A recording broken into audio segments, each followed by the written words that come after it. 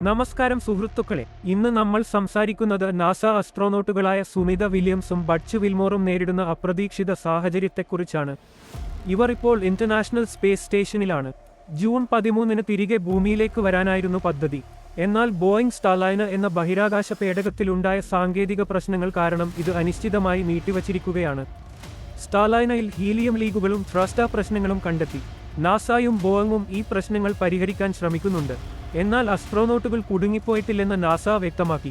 ആവശ്യമെങ്കിൽ ISS-ൽ നിന്ന് അൺഡോക്ക് ചെയ്ത് തിരികെ വരാൻ കഴിയും. സുരക്ഷ ഉറപ്പാക്കാൻ നാസ സമയമെടുക്കുന്നു. ബഹിരാകാശ ചരിത്രത്തിൽ ഇത്തരം വെല്ലുവിളികൾ പുതുമയല്ല.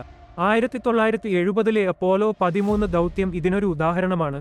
ബോയിങ്ങിന്റെ ആദ്യത്തെ മാൻ സ്റ്റാർലൈനർ ദൗത്യം പ്രതീക്ഷിച്ച പോലെ നടന്നില്ല. വർഷങ്ങളുടെ പരീക്ഷണങ്ങൾക്ക് ശേഷവും പ്രശ്നങ്ങൾ ഉണ്ടായി. ഇപ്പോൾ സുനിത വില്യംസിനെയും ബഡ്ജ് വിൽമോറിനെയും സുരക്ഷിതമായി തിരികെ കൊണ്ടുവരിക എന്നതാണ് നാസയുടെ മുൻഗണന. സ്റ്റാർലൈനറിന് റെഗുലർ ക്രൂ റൊട്ടേഷൻ ദൗത്യങ്ങൾക്കായി സർട്ടിഫിക്കേഷൻ ലഭിക്കേണ്ടതുണ്ട്. സ്പേസ് എക്സ് ഡ്രാഗണിനൊപ്പം നാസയ്ക്ക് വേണ്ട രണ്ടാമത്തെ ഗതാഗത സംവിധാനമായി സ്റ്റാർലൈനർ മാറും.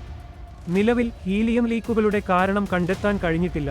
ജൂൺ 6-ന് ISS-ലേക്കുള്ള യാത്രക്കിടെ 5 ത്രസ്റ്ററുകൾ പെട്ടെന്ന് പ്രവർത്തനരഹിതമായി. ഇതെല്ലാം പരിഹരിക്കാൻ കൂടുതൽ സമയം വേണ്ടിവരും. 45 ദിവസം വരെ ISS-ൽ ഡോക്ക് ചെയ്ത നിലയിൽ നിൽക്കാൻ സ്റ്റാർലൈനറിന് കഴിയും.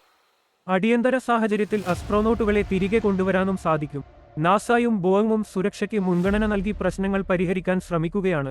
2003-ലെ സ്പേസ് ഷട്ടിൽ കൊളംബിയ ദുരന്തം അവരുടെ മനസ്സിലുണ്ട്. സുനിത വില്യംസും ബഡ്ജ് വിൽമോറും സുരക്ഷിതമായി തിരികെ വരുമെന്ന് നമുക്ക് പ്രതീക്ഷിക്കാം. ബഹിരാകാശ ചരിത്രത്തിലെ മറ്റൊരു സുപ്രധാന അധ്യായമാണ് നമ്മൾ കാണുന്നത്.